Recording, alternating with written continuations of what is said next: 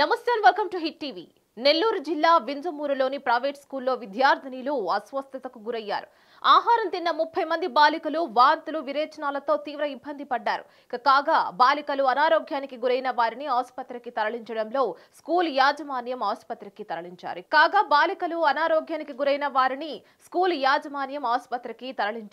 కాగా విషయం తల్లిదండ్రులకు చెప్పడంతో ఫుడ్ పాయిజన్ ఘటనపై స్కూల్ యాజమాన్యాన్ని నిలదీశారు. అయితే పాఠశాల తరపున హాస్పిటల్లో ఒక టీచర్ కూడా లేకపోవడంతో పలు అనుమానాలు రేకెత్తిస్తోంది.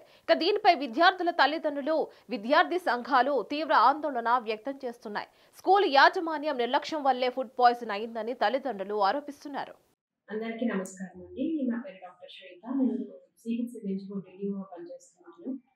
నిన్నటి నుంచి మనకు ఒక 10 నుంచి 18 సంవత్సరాల పిల్లలు ఫ్రీక్వెంట్‌గా వామిటింగ్స్, మోషన్స్, కడుపు నొప్పి, కొంతమంది జ్వరాలతో వస్తున్నారు. సో, నేను అందరికీ చెప్పేది ఏంటంటే, వర్షాల వల్ల కొంచెం వాటర్ ఏమన్నా పొల్యూట్ అయ్యే ఛాన్సెస్ ఉంటాయి. అందరూ ఇళ్లల్లో గానీ, హాస్టల్స్‌లో గానీ మీ వాటర్ ట్యాంక్స్‌ని ఒకసారి బ్లీచింగ్ పౌడర్‌తో క్లీన్ చేసుకొని, ఆ తర్వాత వాటర్ యూజ్ చేసుకోవడం మంచిది.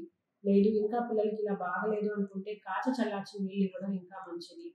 ఈ కొద్ది రోజులు బయట ఫుడ్స్ అలాంటివి అవాయిడ్ చేసి ఇంట్లోనే వేడిగా అప్పటికప్పుడు వండుకొని తినే ఆహారం అయితే పిల్లలు త్వరగా కోలుకుంటారు. ఇంకా హాస్పిటల్ పరంగా డాక్టర్స్ మేము ఇవ్వాల్సిన ట్రీట్మెంట్ అంతా ఇస్తున్నాము. కానీ ఎంతవరకైనా కూడా ముందస్తు చర్యలు తీసుకోవడం చాలా మంచిది. కాబట్టి వేడిగా ఉండే ఆహారమే తీసుకోండి. కాచి చల్లార్చిన నీళ్లు తాగండి. బయట ఫుడ్ తినొద్దు. వాటర్ కొంచెం శుభ్రం చేసుకొని యూజ్ చేసుకోండి. Thank you. మరిన్ని న్యూస్ అప్డేట్స్ కోసం please like, share and subscribe to hit TV.